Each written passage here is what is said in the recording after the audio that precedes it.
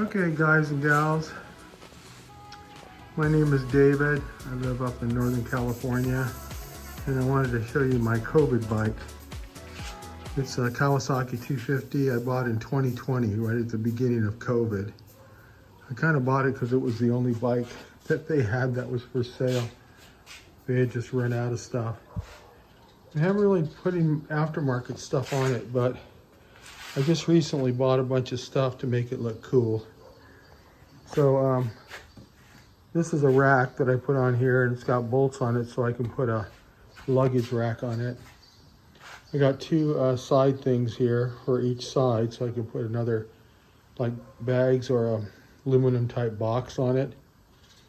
I bought a windshield for it, and then I also bought some engine guards for the front. What's interesting about a lot of this stuff is they don't give you any kind of instructions on how you're supposed to put it on. So I already have one set of side mounts for right here. I'm actually going to send them back. I don't normally ever send things back to eBay, especially something small like that, but they were 60 bucks and they weren't the right ones, so I do want to try to get the right one on it. The idea behind this bike is once I get my van going, I have a ramp that it can go on. And I've always thought about mounting it, having a receiver hitch on the front of my van. And then when I go places, I can set up camp with my van, but I would still have my Kawasaki to be able to run to town or do what I want to do with it.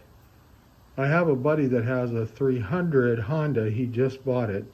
So his is probably more like a 2025. But he likes to beat the crap out of it. He's already replaced the rear shocks.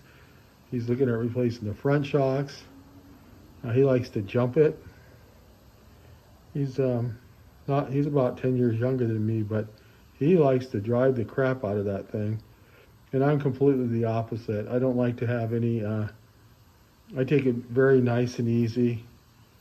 And so I wanted to have more of a street/trail look to it.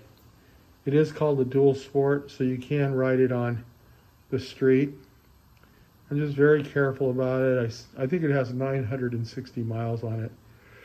So I usually take it up to camp. That's where I use it the most. And then I'll drive it up the back road and drive it onto some fire roads. Drive it up to the reservoir called Spicer Reservoir. And drive it to another place called Hell's Kitchen. So my idea behind it is just to use it as kind of a little touring bike. I want it to be lightweight because I want to be able to put it up on the rack on the front of the van on my own. Now the van's getting taller, so it's going to be harder to put it up there, but if I have to, I'll get a little winch to kind of help me with a remote controller. That's not bad.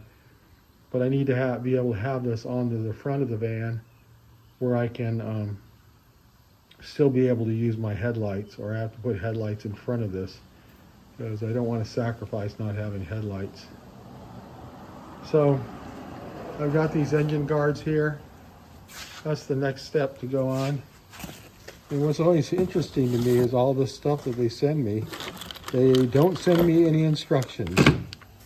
So I kind of have to figure it out myself. And I've already started putting some of this stuff together. But that's my goal, is to figure it out. So I'm going to try to work on it now and see what I can get. And I'll take some videos as I progress. So I'm looking at this engine guard, and initially I thought, well, looks like it goes this way, where you would have the two places here. And then I was like, how is that supposed to work? There's nothing over there to hook up to. So then I grabbed the other one on the other side. I thought it was on the other side. And I flipped it over. And when I put it on here now, yeah, it goes pretty good. So I think that's the way it's supposed to go. Now the question I have is I've got two of these bolts here. I have no idea what these things go on. I mean, they've got spacers on them and everything. So I really have no idea. I don't think they go all the way through here, but I don't know. Yeah, maybe they do. Actually, I see a head over here. Yeah, looks like sockets on. Oh yeah, there's a head on this side. It feels like a socket on that side, so they must go in there. Okay, well I'm gonna go ahead and get my bigger socket wrench and see if I can take it out. So that's what these things are. These big bolts with spacers on them. Yeah, I think that's what it's, looks like that's what it's gotta be. So it wasn't as hard to figure out as I thought, but initially when I saw there was no instructions, I was like, what the hell? So I'm gonna work on this. So these are the crash bars. I got them installed. Thing was a bear to get on there. I had to replace those bolts, and I have a Allen there. But they're on there super good. They're not going anywhere. I could even mount some lights on it, which I might. There's a bear to get on there, but they actually fit really, really tight. There it is on the other side. So that'll give me some protection. That might be it for today. Spent a lot of time on that.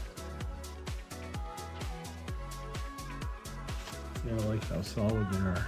Super solid. And I think I can put some lights right out here. Pretty cool.